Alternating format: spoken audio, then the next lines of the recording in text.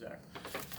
Second straight kind of 8-day stretch without a game here. You've talked about working on yourselves as much as opponents. Just what do you think guys have gotten out of this, maybe physically and also with the ability to get home for a little while mentally? Well, I think the big thing is, we were coming off finals week leading into Notre Dame, so, it's always a mentally really challenging week to be able to come through and win that game. Obviously, you get a breath of fresh air and sort of a deep breath when you go home to feel good about yourself.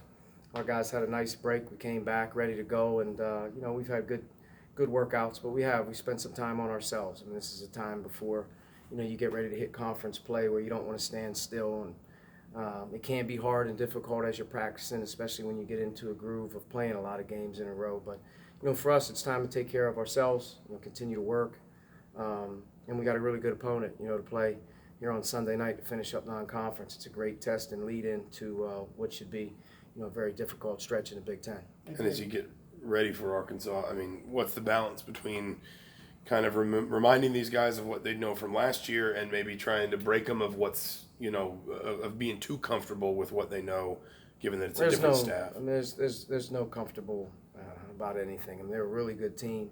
Obviously, they're a brand new philosophy, and they have some of the same players who played against us a year ago. So from a scouting standpoint, the skill level.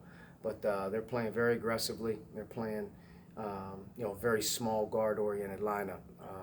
And Mason Jones, in particular, is just a matchup nightmare with, Jimmy Witt and Isaiah Joe and Sills, and they're complementary guys in the backcourt, that it's very difficult to pick and choose who you match up with and what you're doing. They become very difficult to guard. They're prolific in transition.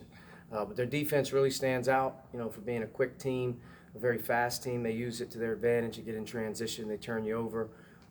They do a great job of really crowding the floor in terms of not being able to feed the post. A lot of teams are turning the ball over, throwing it inside.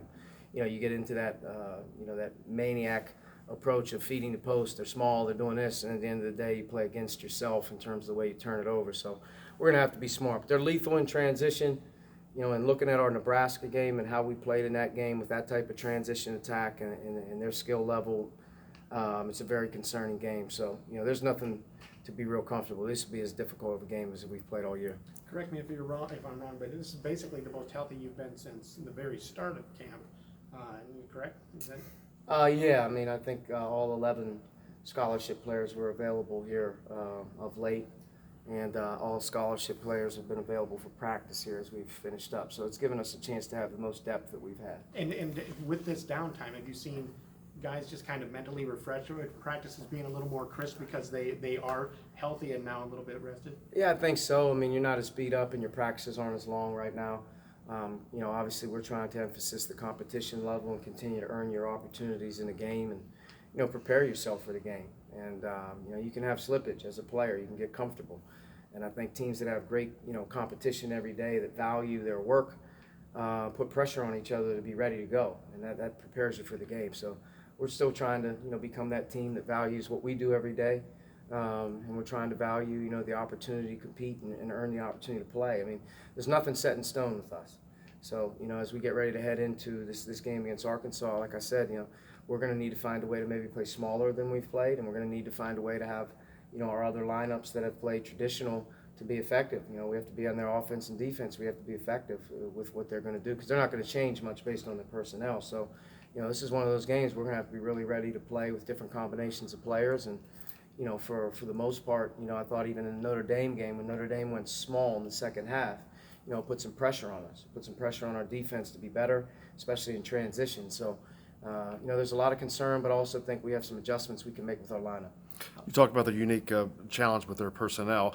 What do you, especially with freshmen like Trace Jackson Davis not having faced something like this, what can he do to stay in the game sort of and keep things rolling? He's got a lot of pressure on him. I mean, he's had a lot of pressure on him to start the year to be a good player for us, and we count on him. But we're looking for Trace to take the next step. And part of the next step is really that attention to detail and coming ready to play against different types of styles and players, that are going to give him problems. And this is a game that, quite frankly, he's going to have to be able to answer the bell inside and out. And, we're going to have to find a way to maybe play four guards around him at times in this game to give him a chance, to play a little bit bigger. But, you know, we're going to have to play the most effective guys, and Trace is one of our most effective guys, and he's got to keep growing and getting better. And like I said, this is a huge step. Teams can really make a jump here early in January, finding a way to dig out and find out big wins. You know, in early January is a confidence boost.